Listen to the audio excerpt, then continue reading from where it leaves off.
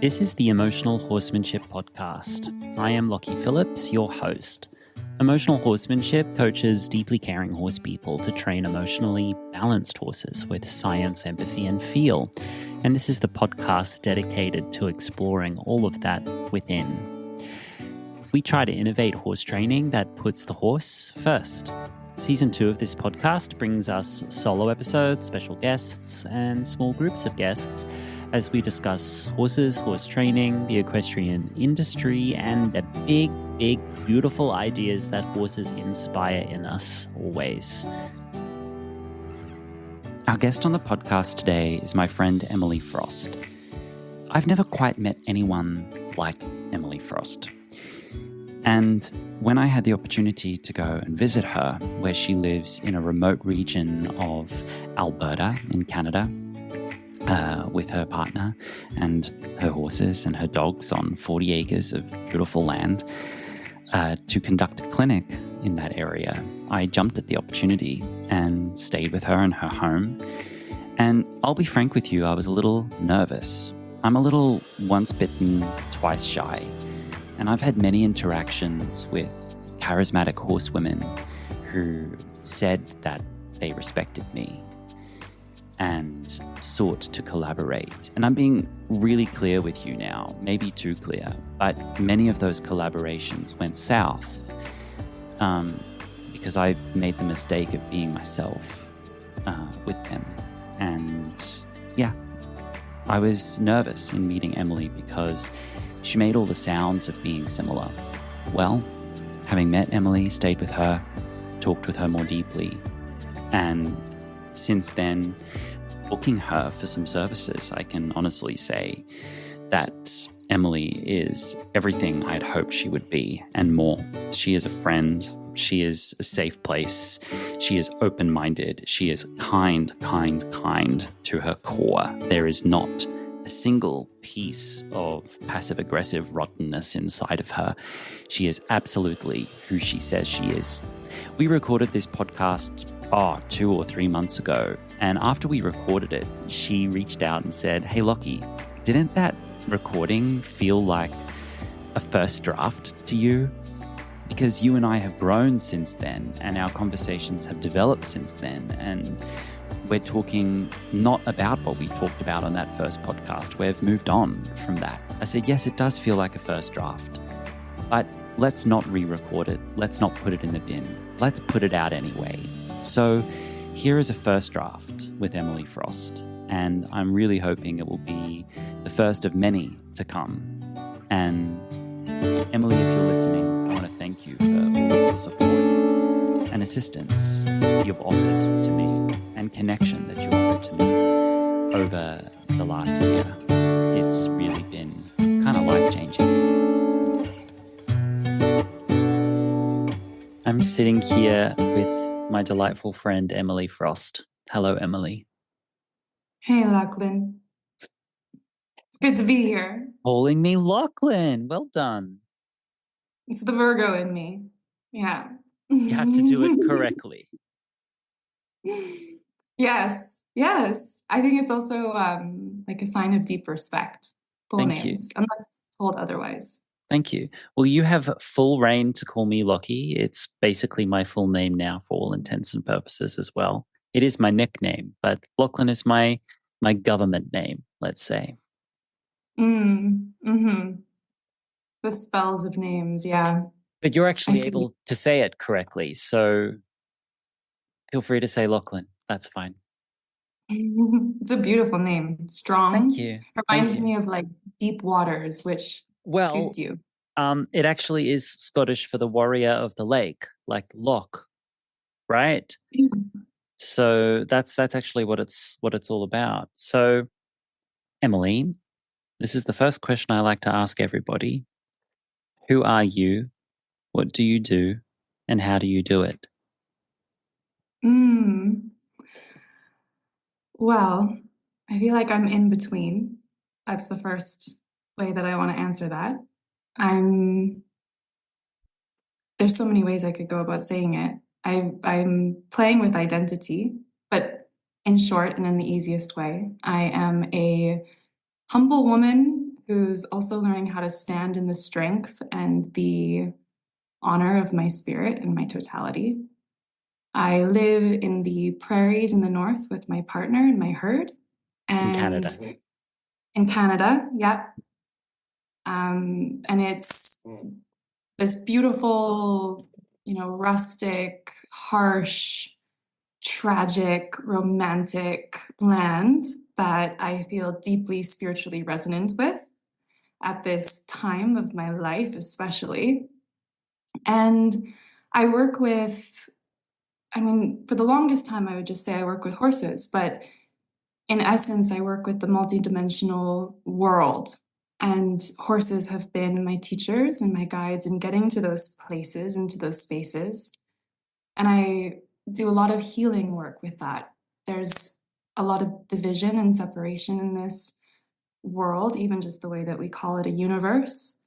And my work here, my service here at this time is to just help dismantle some of that separation, to come into greater understanding of our unity, but also our absolute multitudes of reality. Mm-hmm. Delicious answer. Mm. And how do you do it? I do it by completely and utterly immersing myself in the magic of every single moment as best as I can. So, turning what's mundane into something that can be revered, something that can be experienced as ceremony and ritual for coming home to ourselves. So fun that I just said that, considering my company. Mm. And yeah, it's just slowing down, slowing way down. I was really fast. I worked really fast. I lived very fast. When I was younger, I had a lot of fire in my energy and a lot of electricity in my energy. And my horses didn't like that. And I really liked my horses. So I was just a student for the longest time of coming into this space of listening and this space of feeling. And it's rippled out into every single aspect and facet of my life. The way that I do dishes, the way that I cook for my family, the way that I fold my clothes or care for my clothes, the way that I brush my hair, just every little thing. So my work starts with myself always, always, always. And that comes with honoring the body that I'm in and the space that I take up and the people that I touch in my life and the way that I look into someone's eyes or the way that I speak, every little thing. I've been lucky enough to visit you because it was due to you that I was lucky to find myself in Edmonton in the windswept, tragic, rustic prairies of northern Canada, as you so beautifully put it. Not that far from the Arctic Circle. I mean, if we kept going north a little bit, the trees stop, as you said. But because of you and your invitation, I found myself there, and we presented an emotional horsemanship clinic to the people who wanted it in Edmonton. And I had a lot of misgivings. I had a lot of doubts. I was rather nervous, actually, to show up in this environment. I didn't know what I was walking into. And we wove a lot of magic there. We did everything we could energetically, emotionally to be prepared. But it was a completely I'm not the world's most experienced clinician, but for the period of time I've been working as a clinician, I've gotten a lot of experience in that period of time. But so far, there are a few clinics that really stand out in my mind as experiences which, for me, felt extremely fulfilling. And that clinic at Edmonton was extremely fulfilling for me. Just the energy of all the people who came and what they contributed in the space. I'm a big believer that you only need one auditor in the room thinking horrible things for the energy in the space to just start draining in their direction, like someone tilts the pool table and all the balls fall through that one hole. I can really sense that, and I'm very sensitive to it. I wish I wasn't, because my life would be easier if I wasn't sensitive to it. Mm. But everyone who came there came well placed, well intentioned, well meaning. And it was just, I felt very loved. I felt loved. And I loved giving that back in real time to everybody and their horses.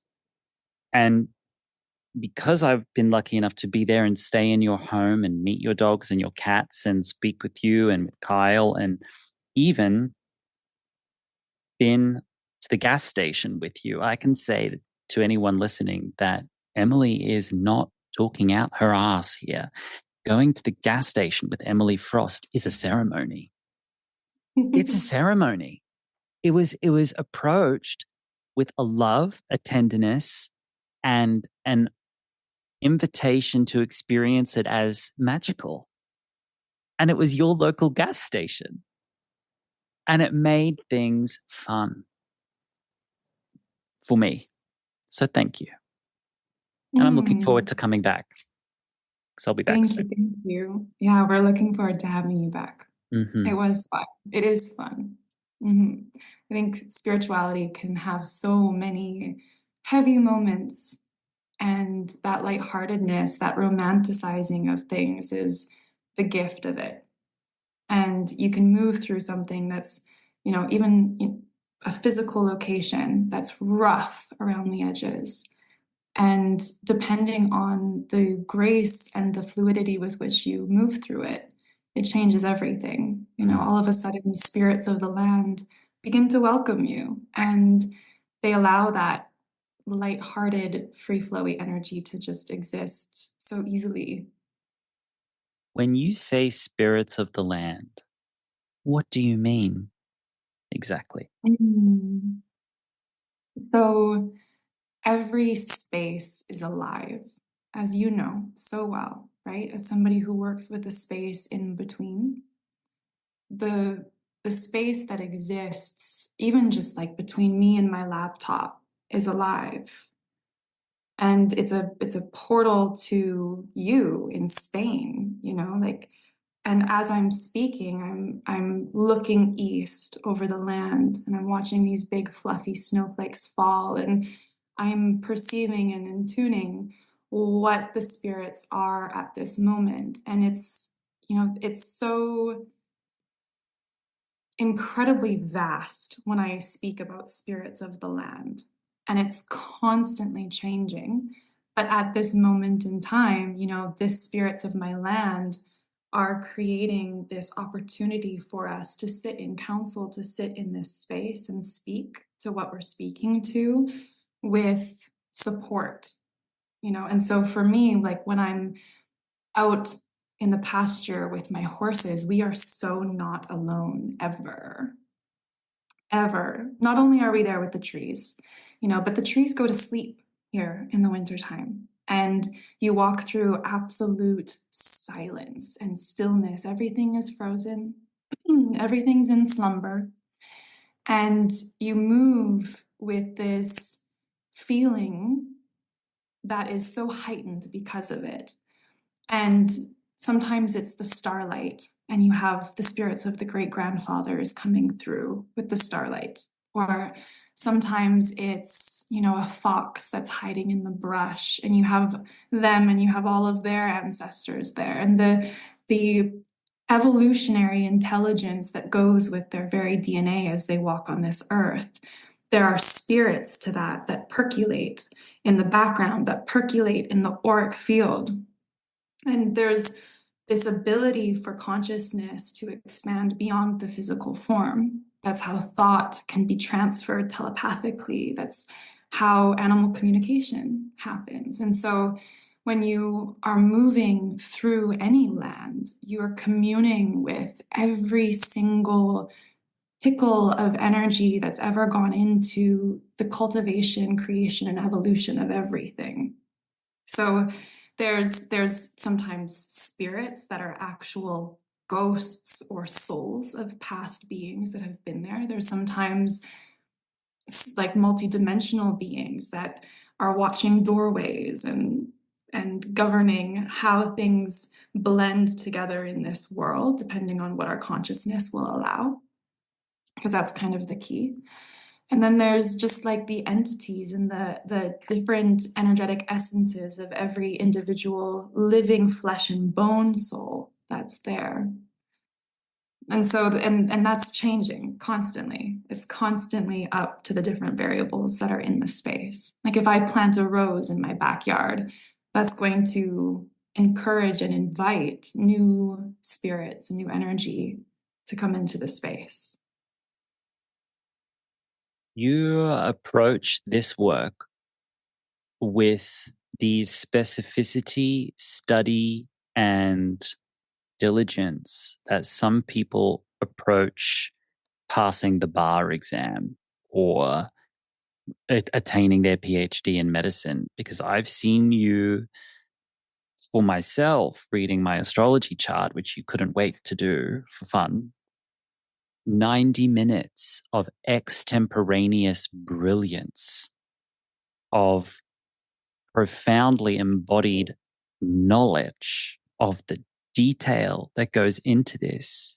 I think the world of spiritual work and the world that you do identify with, there are, allow me to say this, perhaps gently for some, not gently for others, there are a lot of charlatans in that world. And I know we've spoken about this, you and I, and you agree with me on that. There are a lot of charlatans in that world whom rebranded themselves in the blink of an eye as an animal communicator or as an energy worker suddenly, and go into this field of work with not enough scruples, in my opinion. Not necessarily because they have bad intentions, necessarily. Some of them do. Some people go into this work with a lot of abandon, and you can open people up to psychic energetic attack, and you can open portals that shouldn't be opened, and you can invite energies that shouldn't be invited, and you can leave those untethered, and you can create chaos and darkness, and all sorts of things have happened. I can speak very specifically to instances, and I know that you can too. But when I hear you speak about this work, I don't hear a charlatan. When I hear you speak about this work, I don't hear an authority either, because that's patriarchy. That's something else that you're not trying to do. I just hear someone who has authentically embodied this, not as an add-on, not as a thing. It's who you are. And it's, for me, hugely inspiring, because where I come from in my world, suburban Australia, there is not many opportunities growing up in suburban Australia to be in touch with the magic, let's say. And God knows I looked for them in the dance school and found them, you know? And so the world I come from is perhaps skeptical, perhaps dogmatic sometimes of this world in regards to the flippant way they might cast it aside as unimportant or illegitimate somehow. And I'm not asking you to defend it. I think that would be crass of me to do so and a waste of your time and of your talent. I'll defend it. I'll be crass. I'll be crass. I'll defend it because it's true. There are things out there that we have not begun to understand yet. And I've started to talk about it a little bit. My phrase for it right now is a non-local intelligence. Mm. How do we know when we shouldn't know what we know? How does that work? How can you walk into a room and know where someone is at mentally, and you didn't have to ask them? You can just guess, and then you can get to work on that without opening your mouth. And this is the world horses live in, I think. They're interdimensional. They go between both. Very much so. Mm. Beautifully said. Yeah, I think For me personally, I grew up in a home where magic was very normal. It was spoken about, like people in some religious homes speak about the Bible. When my mom needed guidance, she would go out and she would meet with the trees. And when we had friends over, we would speak to the fairy spirits around the fire. It was very normal for me. It wasn't something that I came into with trendiness, if Mm, that's what you want to you were call it. raised in it. Yeah, and there's trauma in that for sure. Like you said, there is such a potential for it to go dark very quickly. My elder talks about prayer and how important it is to recognize that the emotion you feel when you pray is more powerful than the words that you use. And so if you are in a state of fear and you pray for something, you're praying for fear. You're amplifying that energy. And so it's actually so important that we can regulate and do the rituals that we need to and go into the ceremonies that we need to be able to alchemize that into the actual energy we do want to pray for and the emotion we are trying to cultivate in our lives. And I think that that is a very important and often missed aspect of spiritual work.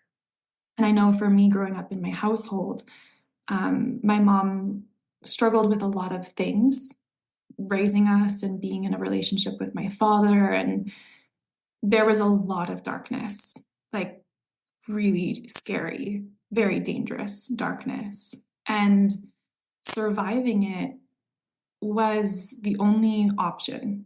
And the only way to do it was to find the frequency that I needed. And I didn't know this, right? I didn't meet my official elder, Miss Squaw, until I was older. And so it was just this beautiful guidance that I had. And it was actually the stars that taught me this, because I would start to pray outside of my window at night when I couldn't sleep or when I was being tormented by nightmares. And I would speak to the stars and I would crack my window open just a little bit to let the spirits of the stars come through. And I would have these incredibly impactful and very, very, very psychic dreams as a result. And I would have these very shamanic insights as to what was happening within my family, what was happening in my home, what was happening in the world. And it guided me on this journey of life, if I can be that hallmark about it.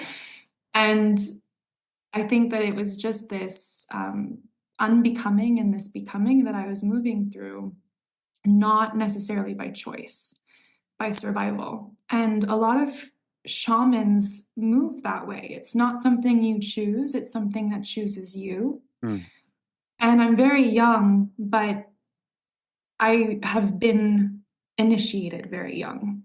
It was like 6 years old, working with the demons in my basement kind of thing. From portals that had been opened that should not have been opened, trying to save the souls of my sisters. Like it can get scary. It can get really, really kooky and really, really scary. And kooky not in a way of like, I mean, for some people it's just impossible to touch or comprehend. And I think that comes from a place of self-protection, because there have been so many civilizations and cultures on this planet. There is so much history that we don't have anymore, that has been quite literally destroyed. And I think in our DNA, we remember, we have all of these deep, deep knowings about things and these gifts that we haven't even begun to tap into as a species, as a society as well. And when you're put into these situations of survival, whether or not it's like genuinely a physical threat to your survival, or if it's a spiritual or a psychological threat to your survival by not fitting in, by being different, by needing things that your immediate environment can't give you, you have to start to tune in to ways in which you can achieve what you need in other places. And so that was really my journey. It wasn't necessarily this easy, like, love and light, heal, so that you can be with your sisters. And like it was gritty and it was painful and it was difficult. And yeah, it's a journey for sure. It's an initiation. You can't rush it. And it was real. Hmm. It was real. Not to say that the love and light for my sister's journey is not real. That's real too. The Mm. storyline that's told about that is not really what's happening in that space. Something else valuable is happening in that space for those people. But Hmm. what you're doing in your space is something else entirely that I find extremely magnetic, um, and alluring. So I'm looking forward to learning more. Mm. I love it. I want to tell you an experience I had recently, and this won't surprise you. Mm. But I was talking with two friends of mine who I'll just leave their names off the table for the purposes of our conversation. But I was having talking with two friends recently, and both friends of mine are extremely open minded, and they're fluid in this talk that you and I are talking. Yeah. Um, One friend mentioned to me, my horse out of nowhere is being aggressive to my hoof care professional. Never happened before. Never happened before. What do you think's going on? And I'm sitting there at like 11 o'clock at night, which between 11 until 2 a.m. is when my brain works best. If I stay up to 3 a.m., it gets weird. I need to stop before I get to 3 a.m. But it's like 11 o'clock at night. They're in the United States, of course. And out of nowhere, I said, no, this isn't the horse. This feels parasitic. This is something else. Something else is in your land that shouldn't be there. Something else is there. And I've been at their home. So I was familiar with the layout. And I closed my eyes. I took a breath and I just relaxed. And I said, it's near the entrance, about 20 yards from your driveway inside the paddock, but it's pointing out that direction towards the road. There's something there. And they said, okay, I have a colleague that I had to stop working with several years ago who was a very toxic energy worker, someone who claimed to be an energy worker, who came in and behaved very inappropriately in my life. I had to block this person. This person is extremely abusive. And this person has had their hold over me for several years. And this person, once upon a time, sent an associate to my land. And the space you're speaking to is where their associate sat on my land doing quote unquote energy work. I said, okay, it's right there. It's beneath the soil, about 2 inches beneath the soil. They've created like a tether, an energetic tether, parasitic tether, so that they can access your space. And it's there underneath the soil, about 2 inches. And you need to bring your full toolkit to that space in your land. And I went, hang on a minute, there's something else, because your mare who's suddenly aggressive, that's not her aggression. That's a psychic attack. That's a tether that's been left open and it's coming into her because this mare is extremely sensitive and extremely overt in her display of what's going on in her world. She doesn't hold anything back or hold anything in. It's always out. She's the conduit, right? Mm. So there's something else because they also, if they've left a tether, they have to leave a drain. It's like a weakness. So if they've left an access point, they've left an exit point, and they've tried to hide the exit point. The exit point is in your front shelter in the back corner, but it's draining off underneath your fence to your neighbor's property. And then I said, and it's affecting your horse's kidneys. And they said, well, my neighbor's in kidney failure, the one next to that drain. I said, you need to go to work on that. And I said, what happened? They said, well, we had a body worker come and do body work on my horse. And since the body work, this horse won't do trimming and is aggressive for the trimmer. And I know the body worker. I've met the body worker in person. I've felt their energy. I know how they walk about. And they were about to blame the body worker. I said, no, it's not the body worker. This body worker is overworking and is also maybe energetically gifted and has come in and turned the lights on something that was already there. And this person, this body worker, is exploring their energetic gifts and is talented but not trained, not skilled, and has tapped into something that they shouldn't have tapped into. You need to call this person right now and tell them they've got the tether on them. They've got the parasite. It's attached. It's attached to them. You need to call them right now and make sure that they're okay. And we did. We called this person, and this person said, "Thank you for telling me. I've been exhausted for days. I've been exhausted and anxious for days." We said, "You need like energetic first aid. We need to cut the cords. We need to burn the sage. We need to call it back home. And we need to send this energy back to where it was." And I'm sitting there going, am I having a psychotic break with reality? Maybe. I might be having a break with reality. Or I'm tapping into something. And all we know is that we checked in with this body worker. The body worker's okay. We did some discussions and feeling and maybe praying together about this person who had left a tether on their land. My friend, who's very energetically gifted and is essentially a warrior, like not a problem. She's got a whole army inside of her. She went to war on this energy on her land, and the behavioral problems in their mare have completely gone away and can be trimmed like nobody's business now, and it's all over. I don't know. I don't know. I gaslight myself when I tell that story. And there's not many people I mean, I'm telling it on a bloody podcast. Now the world's going to think I'm psycho, but I tell it to you because I know you don't. I'm talking to you, not the world. And I know that you're feeling into what I'm saying with respect. So I share that with you. Have you ever had experiences like that you weren't in control of completely? Oh my gosh. Mm-hmm. Yeah.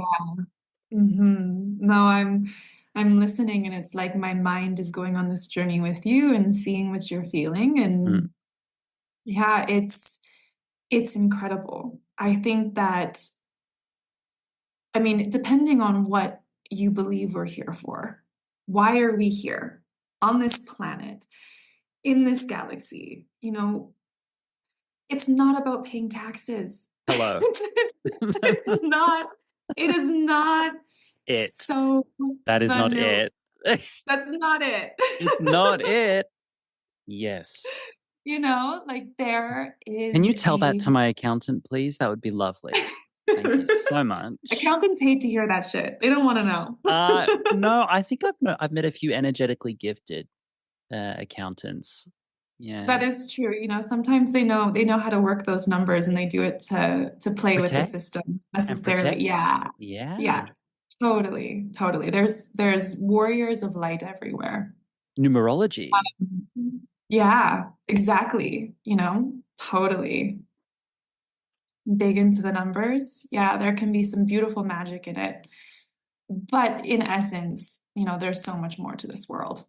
There is so much more to why we are here, and there's so much interconnectedness, and it's all very much so real and coming up more than I think it ever has before. We are in a really cool turning point energetically, and energy is being reclaimed. We just went through a nodal shift where the axis was between Aries and Libra, which is this incredible reclaiming and rebalancing of karma, paying karmic debts, being held accountable. Libra is all about justice, which I understand very well. I'm very Libran in my stars as well. And it's Libra is harmony driven, it's peace driven, it's beauty driven, but it's also a warrior of what is right and what is real. And we're in this place right now where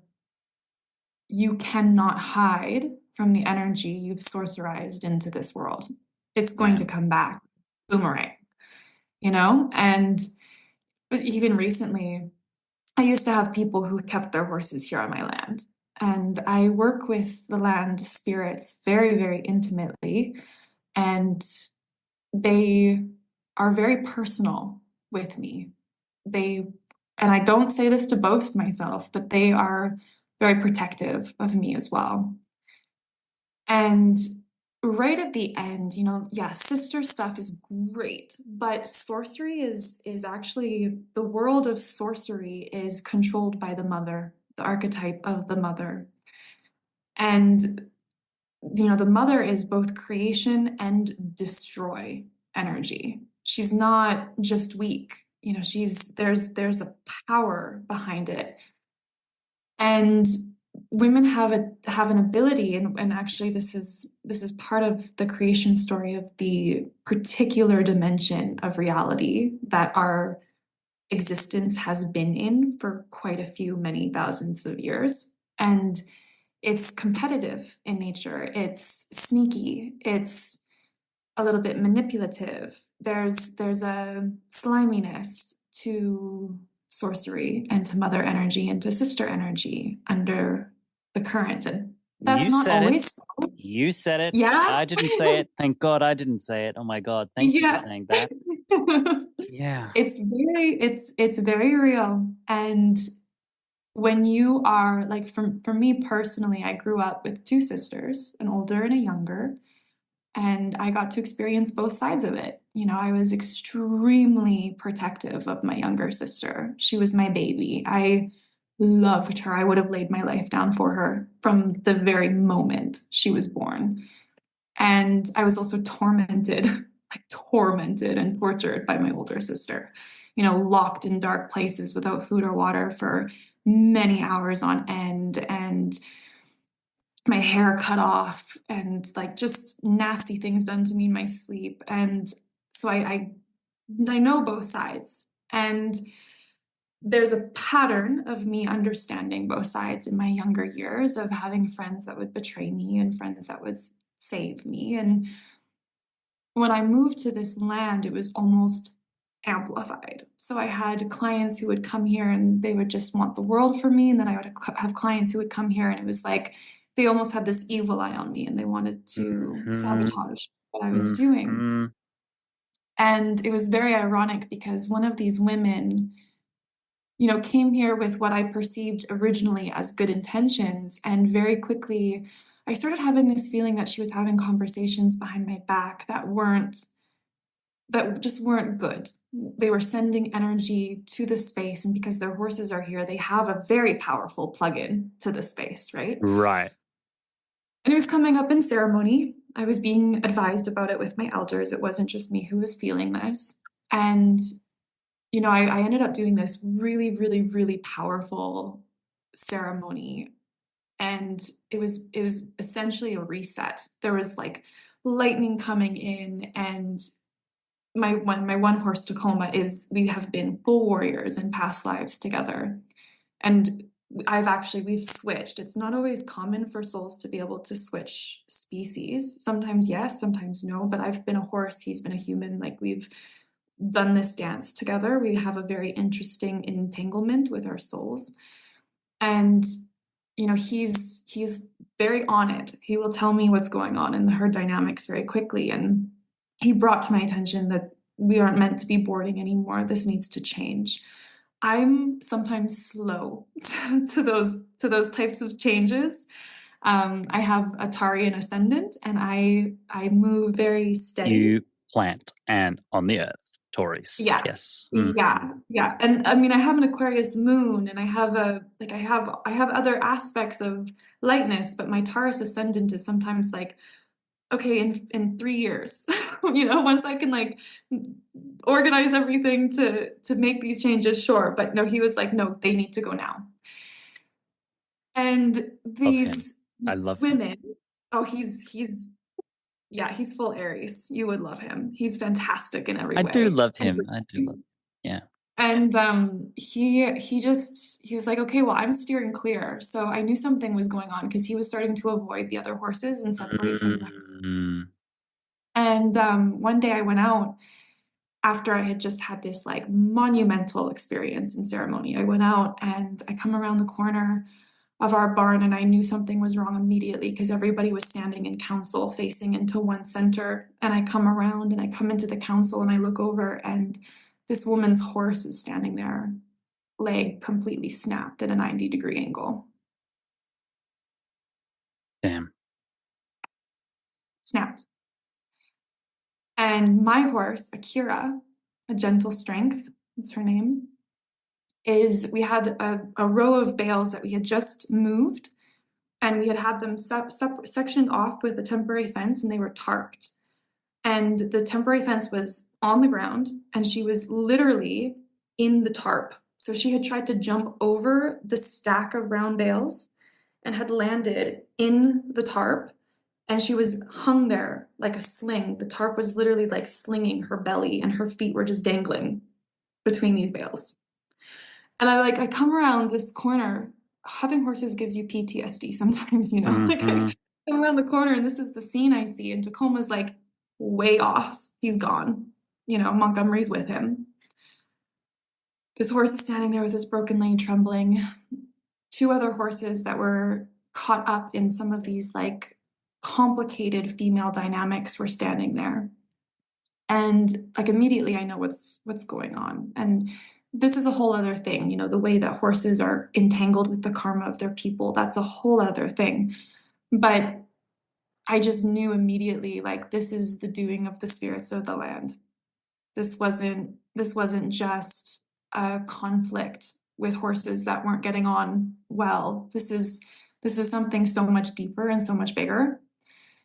And we ended up having to put that horse down. And there was this incredible unraveling that happened as soon as this event happened. And within 8 months, 9 months, we had no horses here that weren't our own, that weren't within our own herd. And that was your choice. That was your choice to go that direction.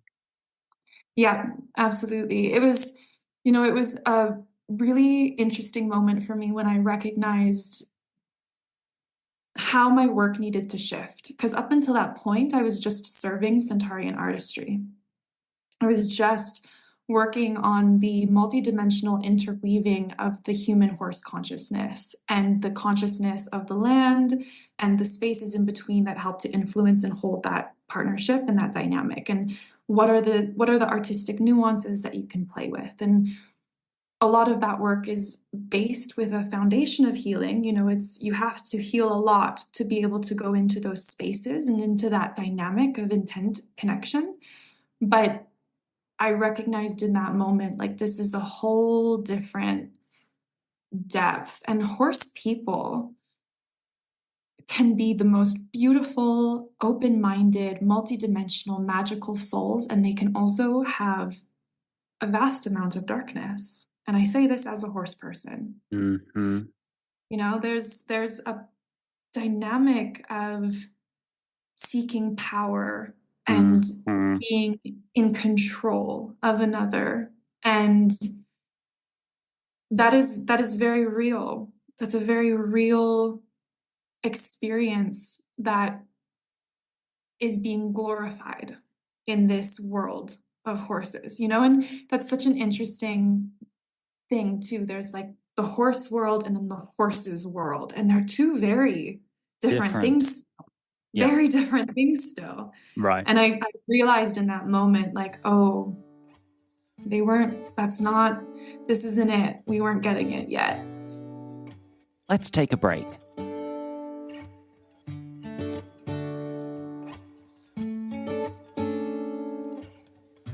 So, I have some really exciting news for everyone whilst we're on our break. The news is, after 2 years and a lot of work and a lot of effort, Emotional Horsemanship has a new home online, a brand new website. This website offers you guys a much easier pathway through the website to make bookings, to read, to get information, and to explore what we have to offer you. And on this website, we have a Emotional Horsemanship school. This school has many different ways that you can use it. 3 different ways you can use it. There is a super affordable subscription, which you can start anytime, stop anytime, and there's over 200 videos to explore, plus group coaching calls that you can join. You can also go to the school to review and watch any of the online courses that I have created. In the past, we hosted these on Udemy, which is a third-party platform, and now we have transferred them to our own digital home forever. And if you are an existing student on Udemy, we are transferring you for free to the Emotional Horsemanship School, where you can see the courses on a far superior and much easier to use platform. Also, the most exciting part of my year is about to begin. It is homecoming season. Homecoming is a 3-month group coaching program that I run every September through December. It is a live cohort, live delivery of a one-time only focus subject matter. This year, Homecoming is all about the nuance of non-escalating pressure. Apparently, this professional year of 2025 has become the platform for me of sticks and food reward and the question of whips and pressure and how much pressure to use and what is ethical and what is not. All of these questions are in the air, and it's been the most popular question that I've had this year. And so we're going to answer it, but we're not just going to sit down and answer it at a desk. I'm going to answer it practically with actual demonstrations and live examples from my student community. This group coaching program is for anyone who rides horses, cares for horses, or trains horses on the ground, who is maybe tired of being told that you're too soft with that horse, or tired of the confusion of how much pressure to use now, and what is ethical, and what is escalating pressure, what is non-escalating pressure. All of these confusions, we need to come forward and answer them. And I'm going to endeavor to answer them. And I'm going to answer them with deep dives into nerdy science, detailed explorations through practical demonstrations, live Q&As, live webinars, and this year the live meetings are going to be delivered across 6 time zones. So if you're in Australia and New Zealand, North or South America, or Europe, there are time zones that will be comfortable for you. We are now open for intakes for Homecoming 3.0, the nuance of non-escalating pressure, and I would love to invite you there. We have 3-month payment plans available. You can also make a one-time payment, and I have limited availability to offer financial aid to those in assistance. If you'd like to join us, please click the link in the description of this podcast or go to emotionalhorsemanship.com and navigate to the Homecoming 3.0 page. It's right at the top if you're listening to this podcast in real time. If you're listening to this podcast in the future, you'll be able to find Homecoming there as a self-study option for the future. Now, thanks for listening. Thanks for letting me promote the reason why I'm able to create this podcast at all. And let's return to my conversation with my friend, Emily Frost. This isn't it. We weren't getting it yet. And ironically, this woman that was connected to this horse, she was very new to horses. She had never had horses before, and she was learning everything from scratch. And she was beginning to just boast about horse medicine and talk about it and wanting to offer it to people. But I was very closed about my container here. I didn't want someone teaching out of integrity or like misaligned with the depth and the richness and the quality that is really important to me. And she would do such silly things, like her horse hated tuning forks, for example, hated them. Her horse had a cracked tooth in the back, and so the vibration bothered her. And she eventually got surgery before she had broken her leg and had it fixed. But for the longest time, she couldn't stand vibration. She couldn't stand it. It would cause the cracks to rub on each other. But then she would take photos holding a tuning fork and then make a whole Instagram post about how her horse loves tuning forks and how horses are so in tune to spiritual practices. And it was very misaligned, and I was feeling that right from the beginning, and it just kind of amplified. And yeah, it was this opportunity to really look at that and to really sit with what we're experiencing and sharing, and like how real is it? And it's profound. It's profound how much you can distort and manipulate reality. And yet that's almost like the way that we can manifest too. I had Mm. a client once who was working with a really well-known and respected vet in the area. And we were working with the same human and the same horse, but like separately. We weren't working with them together at the same time.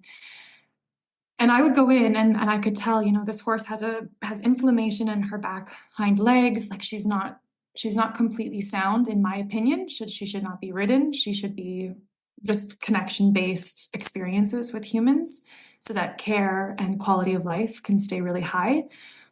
And I would say this to her, and of course, like for me, recalls are about building magnetism and about building authentic, alluring attachment and feelings of safety within partnership. And she was also working with a other male liberty, like liberty. I hate the word liberty, Mm. so not real anymore, but like a liberty trainer who would create adversity if the horse didn't come, and then take the adversity off with the attention coming back to them. And so it was training recall with a very different method, a very different level of intent.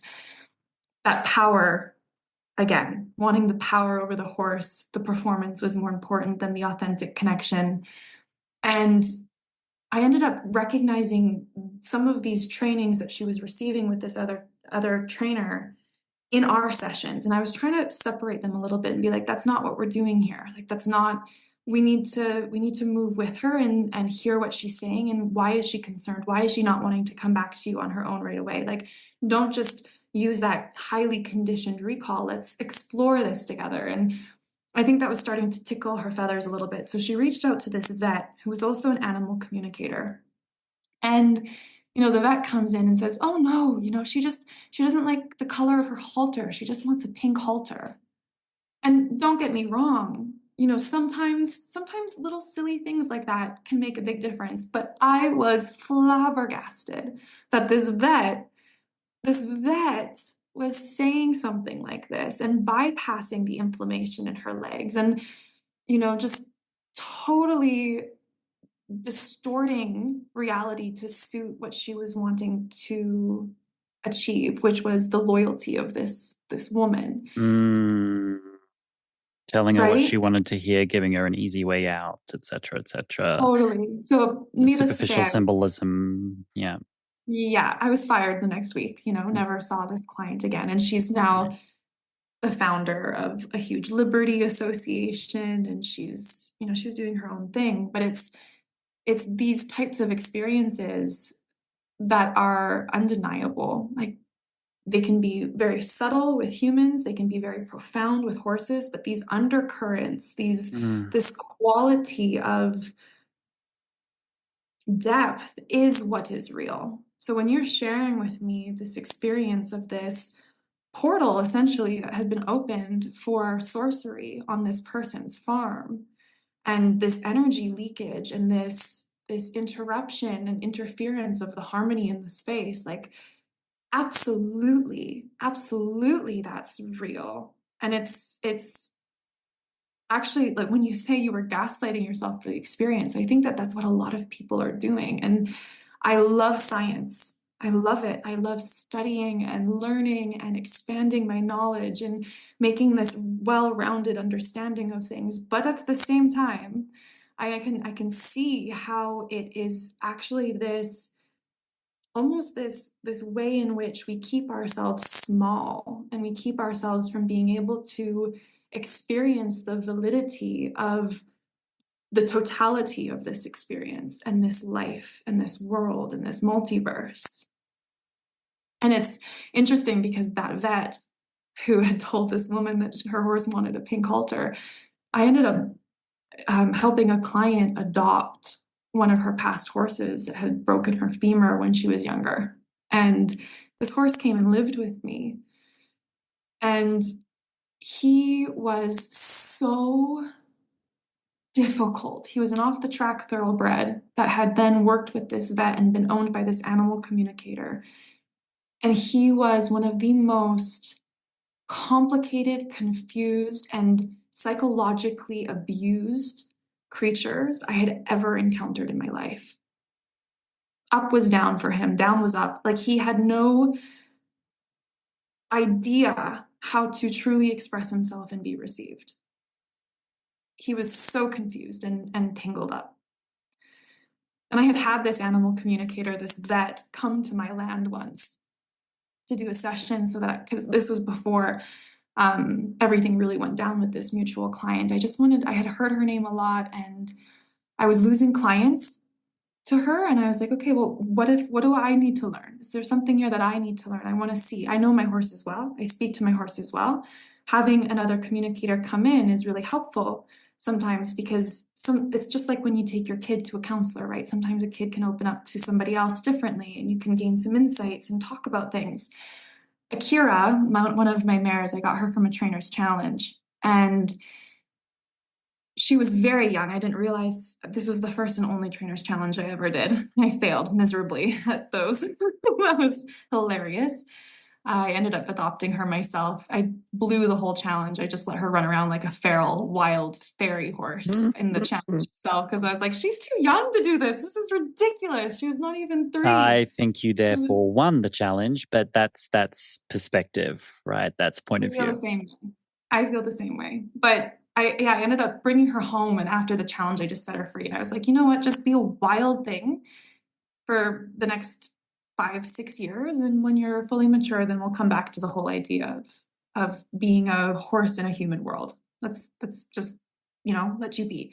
She was very traumatized from the experience of the challenge, not in a way that might have been in your face, but she was watching all of these other horses that she had grown up with 60 days after she had just left them and grieved them. Now she's back in this space with them with lights and loud music, and these horses are dull. They are dead to her. They're not looking at her. These horses that she used to gallop and romp with and roll in great rolling spots and groom, all of a sudden they won't even look at her. They're just zoned out and zonked, and they've got a Broken. big, giant, heavy Western saddle on and a 250-pound man on their back, and they're not even 3 years old yet, and they're roping and reining and barrel racing and doing all of these things. And she was shook by it. She was shook by it.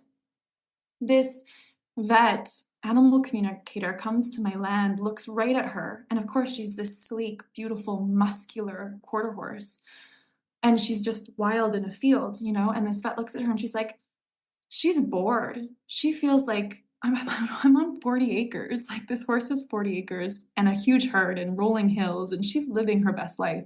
She points to her. She's bored. She needs a job. She wants to be a barrel racer. She wants a pink saddle pad. That is why you were losing clients to this person, because this person Yeah.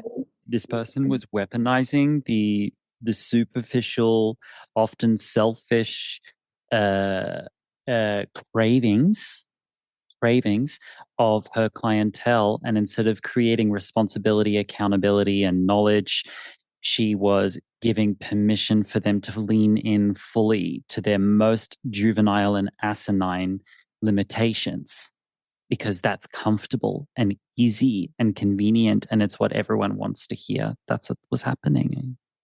And it creates those portals that you had found and sensed on the land in the mind of people. Now she's got a tether. She's got the Right? And she puppet created, strings. yeah, Puppet strings. yes. And people do that all the time. We don't recognize it. It happens in YouTube videos. It happens in performances. It happens in clinics. It happens everywhere. And there can be portals that you open that are to absolute divine healing knowledge, and portals that you open that are plugged into these parasitic energies of like power over power under dynamics. I feed off of you, you feed me dynamics. Yeah.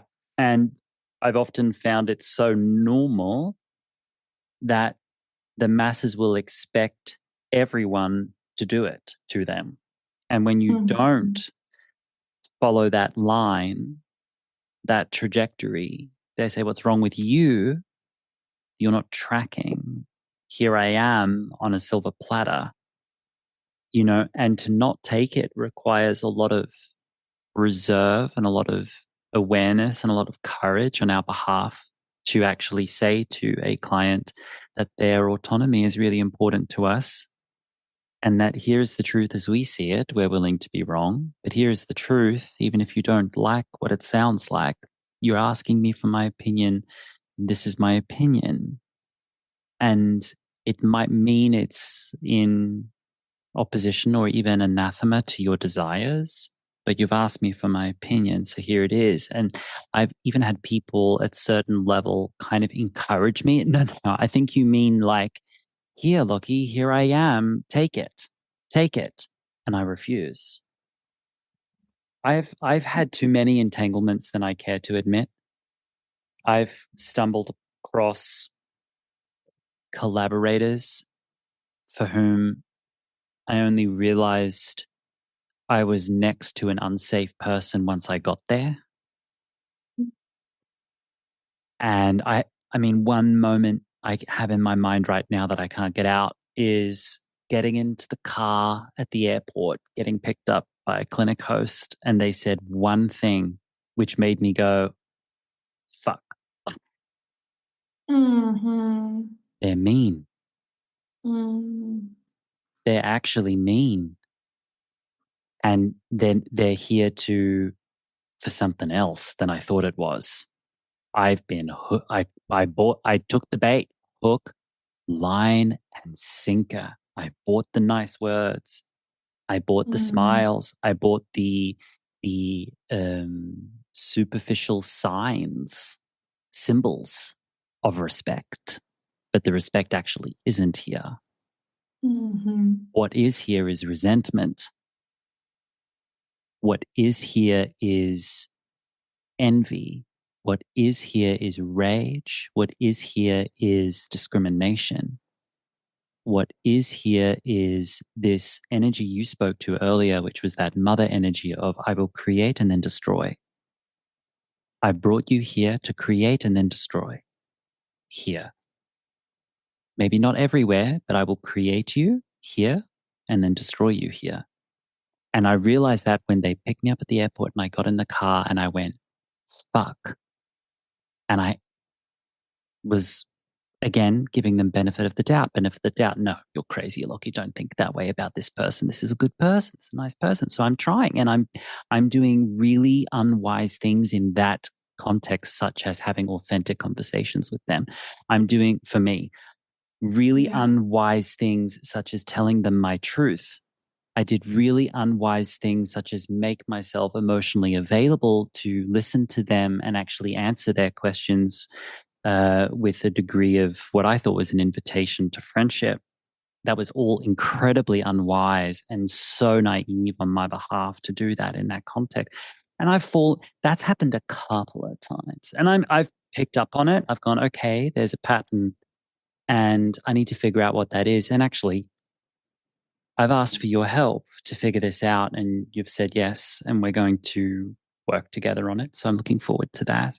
But what you're speaking to here is the blessing of horse people, and it's the opposite of the blessing for the horse people, is that we are presented through horses at the same time an opportunity for both destruction and creation at the same time. Every time we're around horses, it's an opportunity for creation and an opportunity for destruction. And every moment, it's not one decision you make and it's set. You have to, in every moment, make that decision and now make that decision again and now make that decision again until our energetic reserves are so consolidated in the direction we want it to go that you don't have to micromanage it anymore. And that's a big work. I think they call that spiritual work, actually.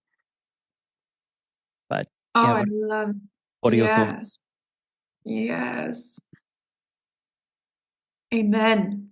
And, it's this absolute invitation. I think every single person who's sharing a life with a horse is being presented with an opportunity of reclaiming their soul, reclaiming parts of themselves that have perhaps been left on battlefields thousands of years in the past. Reclaiming parts of themselves that are so ready to grow and to love and to expand into this new world and into this new way of being. People with horses can either be the most medieval on the planet, or they can be leading the way of evolution for consciousness It and what it really means is to be a human that being. enormous dichotomy at the same time. Yeah, and that is creation and destroy, stepping into the way of the mother and reclaiming what that means, reclaiming what it means to be in a position of power, and what do you do in that space, right? And one thing that one of my elders have said to me as well is when you become a healer or a space holder, however you want to look at it, there are two paths that you can go down. You can go down the path of the healer, or you can go down the path of power. Mm. And I think that is truly the gate that horses keep. Mm. What path are you going to go down? And they'll hold space for the journey. They'll hold space for us. They'll hold And space for that power journey, that they really will go there with you to that place. and they'll let you play into the illusion. They'll let you play Mm. into the power. Some of them, that's not their dharma. My Mm-hmm. first Tiamo, that was not her dharma. No, thank you, ma'am. No, ma'am, No, Pam. thank you, ma'am. Yeah. No, you want to put a saddle on me that doesn't feel comfortable?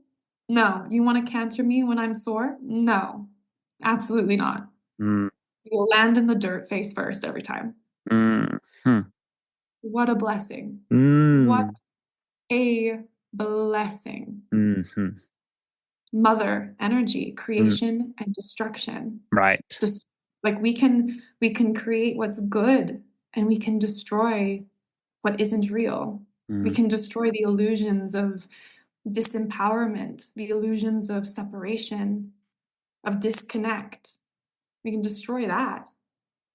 So for so long, I think we've been doing the opposite, Mm-hmm. in a culture that has been born off of the backs of many wars. With How horses many by our men side. with horses by our side? Well, Yeah, underneath us as we did those wars. Yes. truly, truly. How many beautiful human beings, how many beautiful horses, how many beautiful souls have died in the destruction of unity, Mm. in the destruction of connection.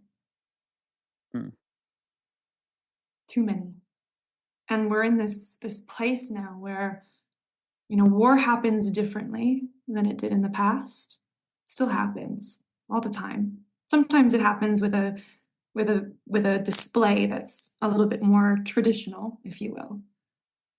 But our horses, every time I meet my horses, I feel like I am in battle. Sometimes. Sometimes I'll be standing there in this peaceful, quiet, sleeping, serene winter landscape. The snow is falling down in big, fluffy clusters.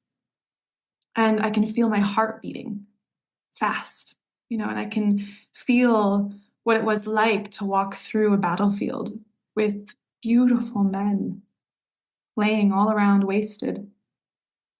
But they weren't. They were like seeds being planted. This is like a reclamation. What horses have taught me is that I had a proclivity to living small, being small, making myself tiny. And that initially I was drawn to horses because I enjoyed how they made me feel invisible next to them. I'm with this land whale, I'm an ant. Good.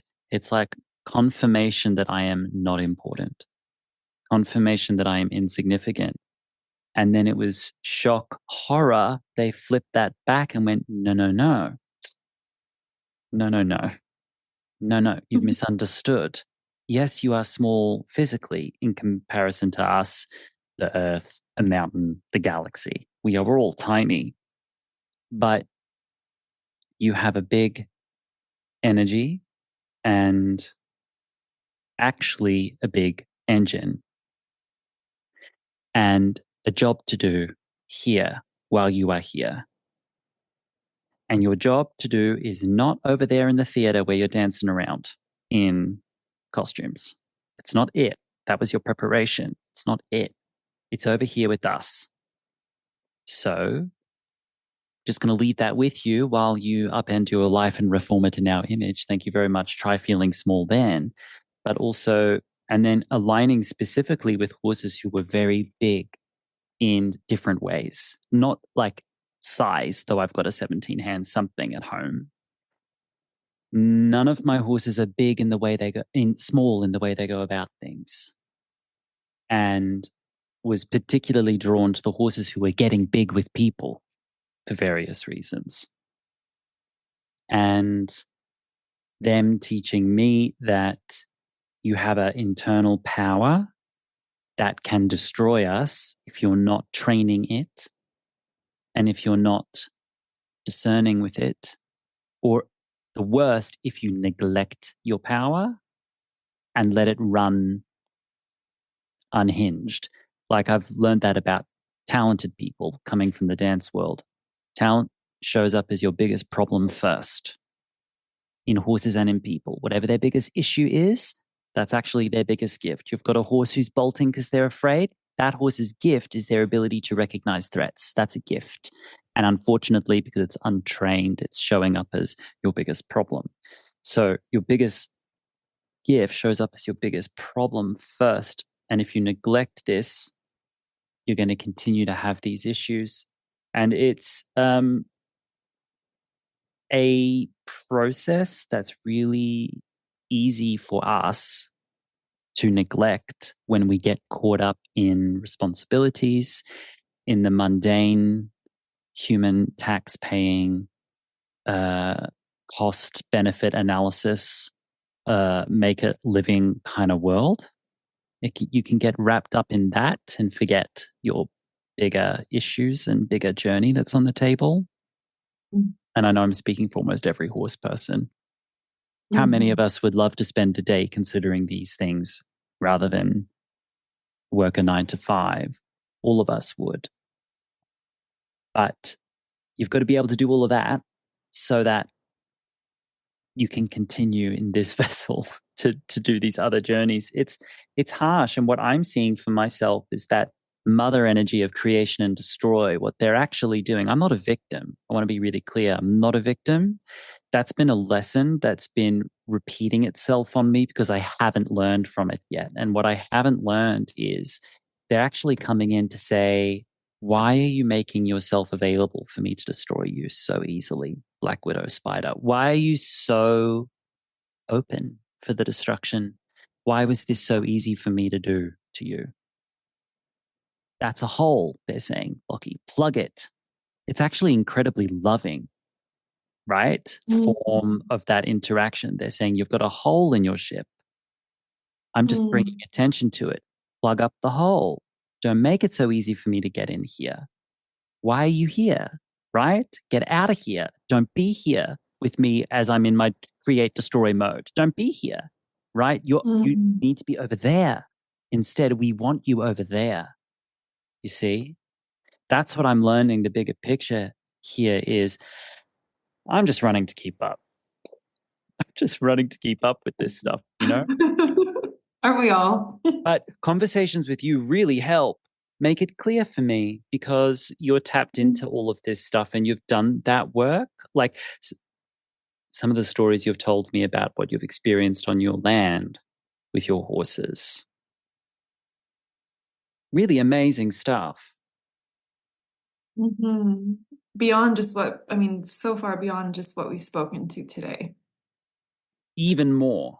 We haven't the experiences, even the toe in. Well, I mean, there are certain things that should only be said in other places, but I'm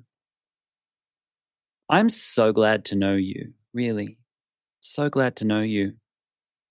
Because I was so frightened about meeting you because I thought, is this another like create destroy person I'm walking into? Is this another one of the sisters, for want of a better word? Charlatan.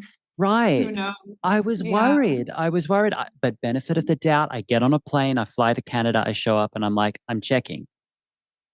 And delighted to find out it's not. So it was like the first sign that the pattern is breaking. Well, that's just it, right? You don't know light until you know darkness. Ain't that the You don't truth? know what's real until you know what's not real. And that's how you attune to those stories. That's how you build trust with yourself in knowing, oh, okay, yeah, that's undeniable. Hmm. I'm so glad to know you. Thank you. You're being very respectful of my time because I've said off the top of the bat. So let's just round out our conversation today. And I have a feeling it will be the first of a few to be here on the podcast if you're willing. Because I'd love to again, come back. we've only just scratched the surface. I've got a few questions here I didn't ask you, but let me ask you this. What is one thing today, if you had the power to do so, but if you did have the power to do so, the destroy power, to take something out of the equestrian industry, what would you use that power to do? What would I take out? Muck out, like cleaning a Mm, stable.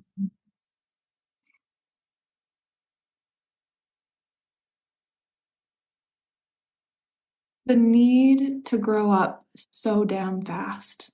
Mm-hmm. Yeah. Cool. Yeah. I want to see the little boy in you. Mm. I Mm-hmm. want to see the little girl. I want to see the filly. I want to see the colt. Mm-hmm. And I want to go on an adventure together. Right. Yeah. Love They it. know where the magic is. Love it. We're going through a tide of change in the horse world right now. Things are overturning. How do you define that tide of change?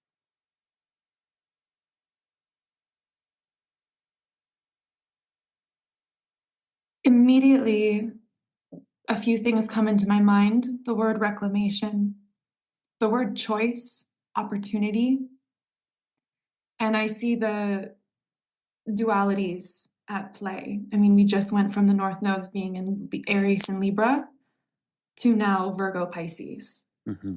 At the same time, how many planets are retrograding through Pisces and Aries?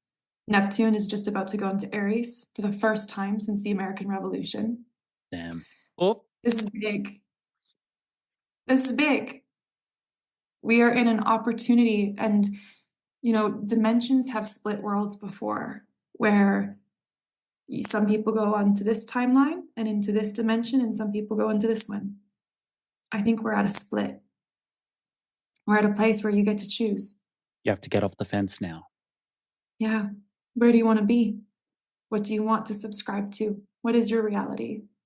Is it working hard and working harder and harder and forcing and driving and claiming power, working for power, selling your soul for it, claiming others' souls for it? Or is it a breath and a realignment to the rhythm of your own heartbeat, attuning to that and the land, coming back into greater harmony, into greater listening, I've definitely finding equality? Mm-hmm. I've definitely been feeling into the space of encouraging everyone to start making a decision. Explore nuance after you've made a decision, one way or the other. First, yes or no, black or white, then explore nuances of black, which are all gray. Say yes to white, then explore nuances of white, which are all gray.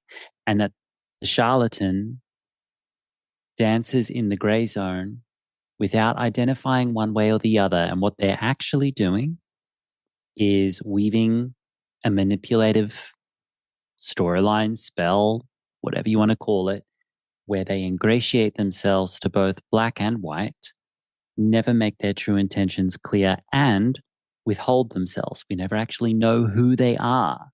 Now is not the time for the fence sitters, for the 1 foot in one world, 1 foot in the other world. Now is the time where the sharp light is on them. We can see the way that they have been using the cover of darkness to manipulate people. We can see the way that you're playing the game to your advantage. You've tilted the table. The game is Mm. rigged. You tilted the table in your direction. Stop it. The even table, the fairness is make a decision where you are and what you are, then explore the nuance, and stop telling people that it's a character flaw to make a decisive action one side or the other. How dare you? Don't you judge people for being different to you? No, no, no. Stop trying to throw the dust into the air so that no one can see clearly. That's what they're doing. They're trying to deliberately obfuscate the playing field of horse training, of life, so that their abuse can go unchecked, so that they can continue to hold on to their power, and so that they can continue to manipulate people who are too asleep to realize they're being actively confused by the people who they're paying to work for them for their best interests. They're paying into someone to keep them asleep. And what you need to do is align with people that do the opposite, that don't lull you into security, don't lull you into comfort, that actually say things that make you vibrate, that make you feel uncomfortable in this moment, but also curious at the same time, and even enrage you, because if they've pissed you off, they've actually gotten you off the fence, lean into it. It means you're not there. So don't be there, but don't make them wrong for being where they are. You just go the other direction. This is Mm. really the time. And what we have to do at this time as we're getting off the fence is really lean into the gratitude and the humility that we can, and that not everyone can right now. And in the past, not everyone could. And that many, many people paid a debt. Many, many people paid a heavy price in the generations before us where they could not decide. They did not have the luxury to get off the fence because they needed to make a living. They did not have a luxury to say yes or no because they were in chains. They did not have the right. They've paid the price, and we are humble for the path that they've forged forward so that we can start making our decisions now. And that humility and gratitude is the reason why we get off the fence, not hubris or arrogance, as people would have us believe. Are you feeling me on this? Oh yes. Oh yes. And absolutely make no mistake, we are at a place where you now get to choose, you now get to step off of that fence. But there's healing in it too, there's medicine in it. At the very beginning of this recording, you asked, "Where am I?" And I said, "In between." And I stay there to help escort people to where they want to go. Exactly. That's exactly. I serve there. I serve there. And the shift that I made from just serving Centaurian artistry in the dance that's created is now into the ceremony that's needed to help people shift, to help people move their timelines and to realign with what is needed, the medicine that's needed for the healing that's needed to take that leap to the side that they want to be on. Thank you. Because my last question is, what's home for you? But you've just described that you are a conduit. You're in that transitional liminal space. You're the guide as people are in motion, in transit from one place to another. That's kind of where you are. But is there anything else Mm. you'd like to add to that answer? What is home for you? What's something you always come back to no matter what you learn and where you go? What's always been true? Growth. Growth. Yeah. Yeah, growth. I'm a little bit unrelenting about it. Mm. Emily Frost, where can people find you if they would like to connect with you, work with you? Where would they find you? I am over at kirosway.com, KIROS way.com, or Stars Becoming on Instagram. And I'm just simple Emily Frost on Facebook. Thank you very much for being here. I love you. Thank you for coming. I love you. Thank you for having me. What a Thank you. joy. I'm going to go back to my life now. Get off the fence. Thank you for being here. Go be with your inner boy. I will. Take care now. Bye. Much love to you. Bye. You've been listening to the Emotional Horsemanship podcast. That was our guest this week, Emily Frost, and I am your host, Lockie Phillips. If you'd like to join us for Homecoming 3.0, signups are available now and will close on September 15th, 2025. If you'd like to, in the future, sign up for self-study, that option might be available to you as well. If you'd like to explore services with Emily Frost, you can also find her website linked in the description of this episode. Please remember to rate and review this podcast, subscribe, download, enjoy it, share it, talk about it. And let me just say this. If you're out there in the world and listening to this podcast feels like your delightful little secret that you can't really share with anyone else, I want you to know that there are so many people like you. And you might have to integrate with an annoying thing called technology in order to integrate with those people, but it's worth it. Look at what we're doing over here. Emily is someone I integrated with technology first, and now here we are. So I want you to know that you're not alone. And let me also say this. If you're working with an equestrian professional that doesn't feel right to you, that gives you tools that feel like a violation to your values, I'd like you to take a deep breath and practice this following phrase. No, thank you. And if they say why, you can say, oh, because I don't want to. Do you have any other tools? Any other way? And if they don't have another way, that's okay. We don't have to judge them. But I want you to know that you can come and join us, and we will give you some tools for another way. I guess that's all I have to say today. Take care now. Bye.